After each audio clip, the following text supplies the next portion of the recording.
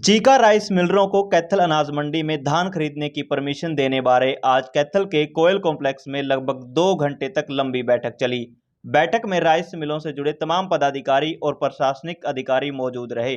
लंबी चली बैठक के बाद जिस निर्णय पर सहमति बनी और उसके बाद सभी पदाधिकारियों व कैथल से उपायुक्त संगीता तेतरवाल का क्या कुछ कहना था, देखिए। एक्चुअली यहाँ की जो मंडी है उसको लेके कुछ इश्यूज हैं। यहाँ के आड़तियों की ओर से डिमांड है कि चीका के लिए पहले खोल दिया जाए इस मंडी को, और चीका सेलर्स का भी यही डिमांड है। तो हम उसी पॉसिबिलिटी पे विचार कर रहे हैं कि मंडी को कब खोलना है। तो अभी कब तक समाधान हो सकता है इस मसले? आज शाम या कल तक हो जाएगा। मैडम चीका वालों का साफ कहना है कि इसमें प्रशासन ने ज़बरदस्ती की हुई है, तो उन्हें नियम के अनुसार नहीं रोका जा सकता। अब बाकायदा उनका पिछले साल तक का किराया पेंडिंग है, नहीं मिल रहा है। एक DFSC कार्यालय की तरफ से दबाव बनाया जा रहा है और कहीं ना कहीं आप उनके समर्थन में हैं। और ये पॉलिसी इसमें अगर आप पॉलिसी देखें तो पॉलिसी का जो आई थिंक पॉइंट नंबर 24 है, उसमें गवर्नमेंट की ओर से क्लियर प्रोविजन है कि जो नियरेस्ट मंडी का किराया है वो दिया जाएगा। पिछली बार भी शायद इनका एग्रीमेंट उसी चीज़ पे हुआ है, उसके बावजूद ट्रांसपोर्टेशन चार्ज की डिमांड आई है। आज भी इवन कल शाम को भी हमारी जो मीटिंग हुई थी उसमें यही था कि ट्रांसपोर्टेशन कॉस्ट का क्या रहेगा, क्योंकि पिछले वाला मसला अभी तक सुलझा नहीं। मैडम, कैथल के विधायक खुद जो है अधिकारियों पर आरोप लगा रहे हैं कि जिला प्रशासन के जो कुछ अधिकारी हैं उनकी शिकायत भी उन्होंने की है और भ्रष्टाचार के आरोप लगाए हैं। क्या कुछ कहना चाहोगे ऐसे? अब मुझे जो लगता है कि सारी जो फसल है वो MSP के ऊपर ही जा रही है, कोई भी MSP से नीचे नहीं जा रही है, और कोई भी ढेरी ऐसी नहीं है जो अनसोल्ड है। तो इसमें करप्शन के चार्जेज अब मंडी शुरू होने से पहले ही लग रहे हैं, तो अब मुझे वो थोड़ा सा ठीक नहीं लग क्या रहा है। विधायक के आरोप निराधार है मैम? फिलहाल तो मुझे निराधार लग रहे हैं। मैडम, किसान की सरकार की पॉलिसी रहेगी, किसानों को ज़्यादा से ज़्यादा फ़ायदा है। चीका के लोग खरीदते हैं, 200-300 रुपये फ़ायदा होता है, लेकिन आपकी तरफ से जो मना है तो उनको आने नहीं दिया जा रहा है यहाँ पे। हम इसी चीज़ की इसी पॉसिबिलिटी पे विचार कर रहे हैं। आज परचेज का दूसरा ही दिन है, एक ही दिन पहले परचेज हुई है।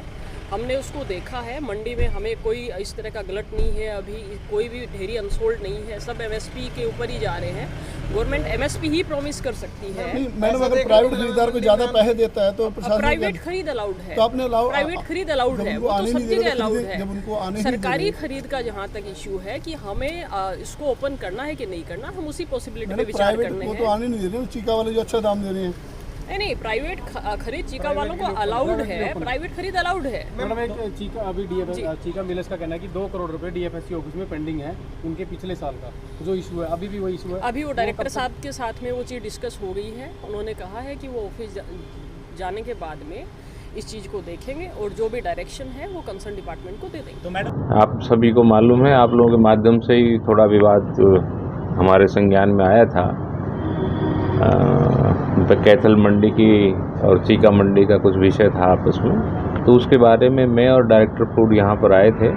तो अभी हमने जो है कैथल मंडी आड़ती एसोसिएशन से, चीका राइस मिलर से, कैथल राइस मिलर से और किसानों से सबसे बात की है, सबका पक्ष सुना है, और अभी हम इस बैठ के जो फैसला सरकार को हम देंगे, क्या क्या बातें हुई हैं, जो फैसला होगा आपको। सर, नियम की अगर बात की जाए तो क्या चीका मंडी के जो हैं राइस मिलर हैं वो यहाँ से खरीद सकते हैं सर धान? क्या नियम है सर? हम इस पे बाद में बताएंगे आपको। सर, कब तक ये समस्या सोल्व होने की उम्मीद है? बहुत जल्दी, बहुत जल्दी। Hansraj Singla ji, president Haryana rice mill association ji. विवाद चल रहा है कि चीका के किसानों की राइस मिलर को कैथल में नहीं आने दिया जा रहा, किसानों को नुकसान हो रहा है, आपकी प्रतिक्रिया? सबसे पहले तो मैं सब आप भाइयों का धन्यवाद करता हूं, सभी चैनलों का। और ये हमें कोई कैथल जाने का कोई शौक़ नहीं था। पिछले 15 साल से हम हर साल चीका के राइस मिलर कैथल से पैडी परचेज करते हैं। हमारे पिछले साल का किराया एक हमारे DFSC महोदय आए हैं, उन्होंने हमारे से उल्टा किराया काटना शुरू कर दिया, जबकि पॉलिसी के अनुसार पैडी का किराया कभी भी राइस मिलर से पूरे हिंदुस्तान में नहीं काटा गया, क्योंकि किसान हित के लिए सरकार सेंट्रल गवर्नमेंट ने, भले ही वो किसान पाकिस्तान के बॉर्डर पे अमृतसर में बैठा है, चाहे वो दिल्ली की जड़ में बैठा है, चाहे वो मध्य प्रदेश में, सबको एक ही रेट देती है सरकार, उसका किराया खुद वहन करती है। मंडी से भी वो उसी रेट परचेज करती है, परचेज सेंटर से 20 किलोमीटर है, चाहे ठेकेदार का कुछ ही किराया वो भी सरकार FCI सेंट्रल गवर्नमेंट वहन करती है। तो अभी क्या इस पूरे विवाद की जड़ DFSC का ये फैसला है? DFSC का देखो जी, अब हम तो अपनी ड्यूटी पे अब भी खड़े हैं, इसीलिए आए थे। और हमारी एक वो है कि हमारे चीका के अंदर 103 राइस मिल आज CMR का काम करने के लिए तैयार हैं, बिल्कुल रेडी हैं। और कैथल की तरफ आने का मकसद ये हुआ कि हमारे नियरेस्ट जो पंजाब है, बॉर्डर है, वहाँ की का धान सरकार ने बंद कर दिया चीका में आने के लिए, इसलिए हमें इधर उधर ये कैथल आने की ज़रूरत पड़ी है। नहीं तो इस साल से पहले तो DFSC और DMF ज़बरदस्ती पुंडरी, कल्याथ और राजौंद से खरीद कर ज़बरदस्ती कैथल से हमारे शैलों में भेजते थे और उसके लिए हमारे को अप्रोच करते थे कि भाई प्रधान जी 2-2 ट्रक 3-3 ट्रक सभी को उतरवाओ। नियम की अगर बात की जाए सिंगला साहब, क्या नियम है कि चीका वाले की जो एसोसिएशन है राइस मिलर, वो यहाँ ले सकते हैं माल? क्या बिल्कुल ले सकते हैं, क्योंकि यहाँ पे राइस मिल बहुत कम है। लास्ट ईयर भी एक डिफ़ाल्टर हो गया जिसका आप सभी भाइयों को पता है, उसका पर्चा भी दर्ज हुआ है वेयर हाउस उसमें। और 1-2 मिल का यहाँ पीछे पैडी शिफ्टिंग के भी आदेश हुए थे, हैफर्ड के वो मिल थे। यहाँ पे मुश्किल से 16-17 राइस मिल हैं और पैडी यहाँ पे उनकी कैपेसिटी के बावजूद 7 से 8 लाख क्विंटल पैडी फालतू है। अब इस बात का हमारा तो कोई इशू नहीं है, अब सरकार ने इसको देखना है। रोक फैसला आपको यहाँ पे आने से? यहाँ पे हमें आने से अभी तो फिलहाल तो हमें DC मैडम ही रोक रहे हैं। कोई फैसला हुआ? DC ने कहा था कि हम चीका के मिलों से आवेदन ले रहे हैं, आप लोगों ने आवेदन किया? उस पर आवेदन ऐसे है सर, वो एक नाजायज़ तौर पे जो DFSC महोदय है वो हमारे से मतलब एक थ्रेटिंग के रूप में ये लिखा के ले रहे हैं कि अगर आप यहाँ से धान उठाओगे तो मेरे मिलिंग के बिल से किराया काट लिया जाए। उन्होंने ये हमारे को लिख के दिया।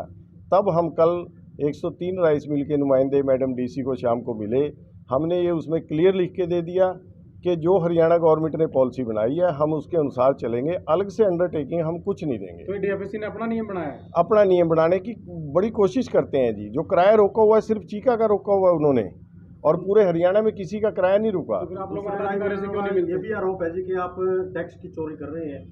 ये तो जी किसी के कहने की कुछ भी कह दे कोई भी, उस बात का तो कोई किसी के पास इलाज ही नहीं है।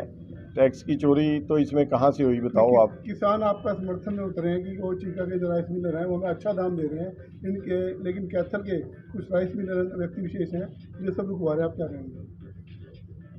अब ये तो जी डिमांड एंड सप्लाई है मार्केट के अंदर। अब वही किसान है, जब ये किसान 2 साल से पहले ये MSP पे धान नहीं बिक रहा था तब वो लोग कहाँ चले गए थे? तब भी तो हम लोगों ने वो माल उठाया जी।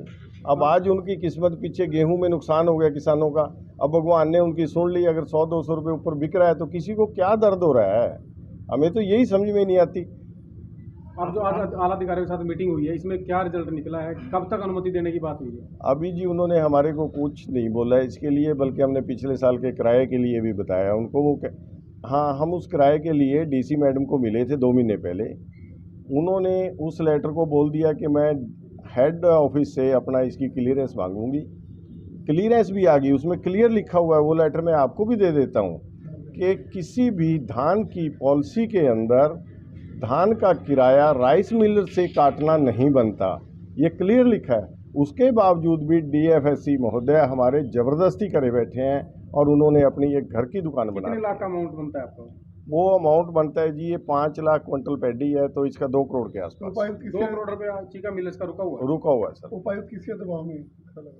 अब ये तो जी, अब हमें तो इस बात का अब क्या पता है जी, हम तो रिक्वेस्ट ही कर सकते हैं। बार बार आ रहे हैं, बार बार चक्कर काट रहे हैं। अमरजीत छाबड़ा, प्रदेशाध्यक्ष हरियाणा प्रदेश rice miller and dealer association. तो आज सर क्या कुछ वार्ता हुई प्रशासन के साथ? आज प्रशासन के साथ वार्ता इन्हीं विषयों पर हुई है कि मंडियों में जो धान का कार्य किस तरीके से चल रहा है। तो उन्होंने हमारा वर्जन पूछा तो हमने अपना वर्जन बता दिया उनको कि जो धान की खरीद है बिल्कुल सरकारी मापदंडों के अनुसार हो रही है। मंडी में कहीं कोई आप जाकर देख सकते हैं स्टक नहीं है, ऐसा कोई धान नहीं है मंडी में जो ना बिका। किसानों का सर आरोप है कि अमरजीत छाबड़ा जो है CM के साथ फोटो खिंचवा के ग्रुपों में डालता है, अधिकारियों पे दबाव डालता है, इसीलिए जो है चीका के जो राइस मिलर है उनकी खरीद बंद कराई। ऐसा कुछ नहीं है, ये निराधार बातें हैं।